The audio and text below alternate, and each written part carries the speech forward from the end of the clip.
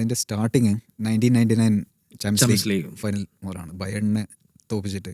ആ സീസണിൽ തന്നെ ഏതോ ഒരു ഫുട്ബോൾ പണ്ഡിറ്റ് പറഞ്ഞിരുന്നു, you will not win anything with kids.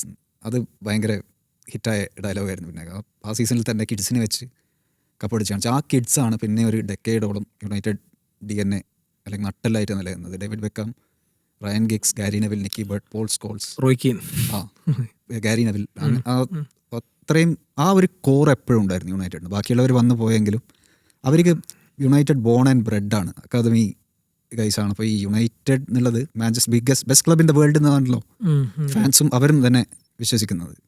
Gary Neville ഈ അടുത്ത് ജെയ്മി കാരഗറായിട്ടുള്ള എന്തോ ഒരു ആർഗ്യുമെൻറ്റിൻ്റെ ഇടയ്ക്ക് പറയുന്നുണ്ട്, this is Manchester United, this is Manchester. അത് സബ് കോൺഷ്യസിൽ വരുന്നതാണ്, നമ്മളാണ് വേൾഡിലെ ബിഗ് എന്നാണ് ഇപ്പോഴും വിശ്വസിക്കുന്നത്. പക്ഷെ അത് ഫെർഗൂസിന് ആ പ്ലേയേഴ്സിനെ കൊണ്ട് വിശ്വസിപ്പിക്കാനും പറ്റിയിരുന്നു, ബാക്കി ഒപ്പോണൻസിനും ആ ഒരു ഓറ ക്രിയേറ്റ് ചെയ്യാൻ പറ്റിയിരുന്നു കുറേ കാലം.